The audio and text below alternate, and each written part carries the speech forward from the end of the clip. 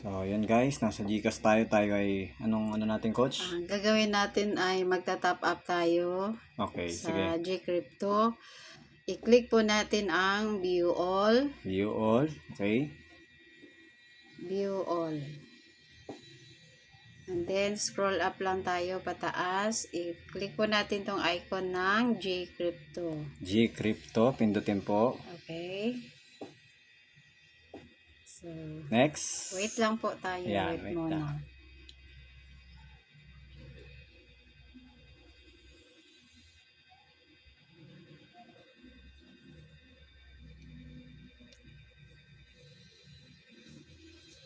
So, magta-top up po tayo. I-click po natin ang top up. Ayan, top up, i-click nyo po. Tapos, bibili po tayo ng USDT. Opo. Maglagay po tayo ng try lang po natin yung 100 pesos, no? So, dagdagan natin. Okay. Okay, pagkatapos, click mo yung continue. Okay. Yun. So, wait lang. Loading pa.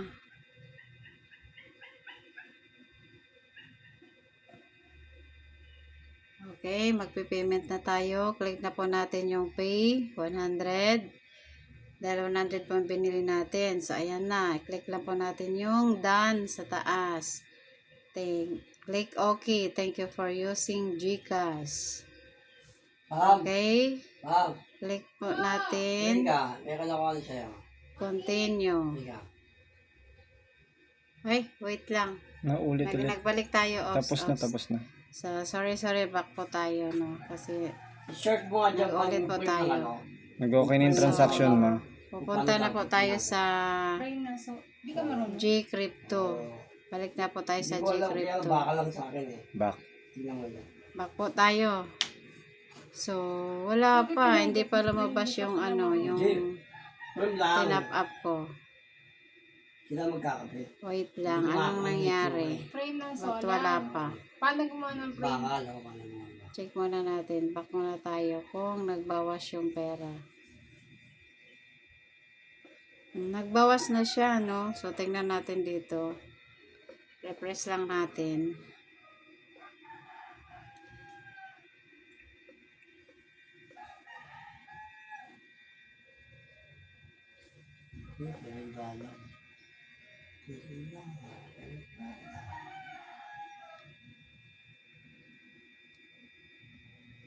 So, tingnan natin. So, andito na po, no, yung tinap up natin na 100. Okay. So, ang gagawin po natin ngayon, i-click po natin yung portfolio. And then, i-click po natin tong USDT Tetron dahil bibili po tayo ng USDT. So, i-click po natin.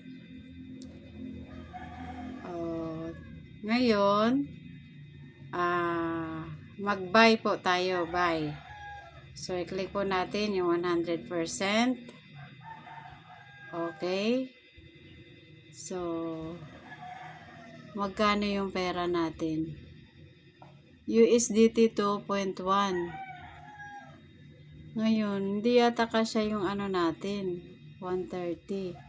Kaya hindi tayo makapag-proceed. Babaan mo. 61, natin, 75%.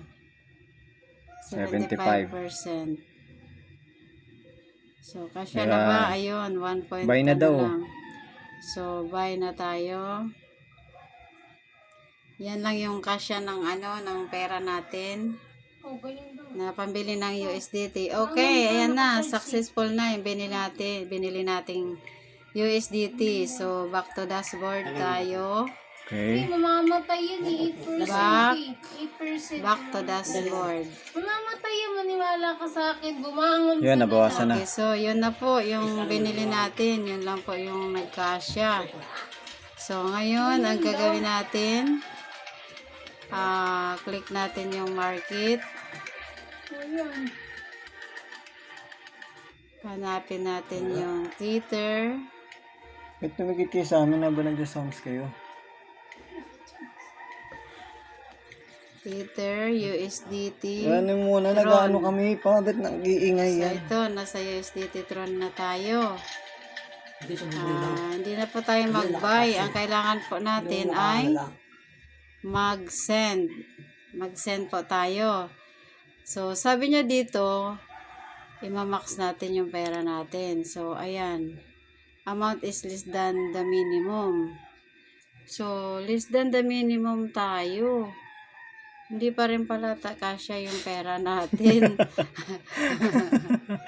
Wait lang. Ano lang yung bibili natin? Maliit lang. Wag natin i-max. Wag may max. Tingnan natin yung 30 lang. hindi pa rin kasya. Yung Zero ano? 1 Ay, ano ba? USDT. Teka, wait lang. 0.1. Sorry. 0.1 dollar. Less than daw. Your withdrawal asset kailangan 3.2. Hindi kasya yung pera natin. Bakit ganon? Sayang lang yung ano natin. Hindi po tayo makaproceed kasi kulang yung pera natin. Kahit 0.1 ang ano natin. B1 lang. $1 nga, 60, ang value niya 60.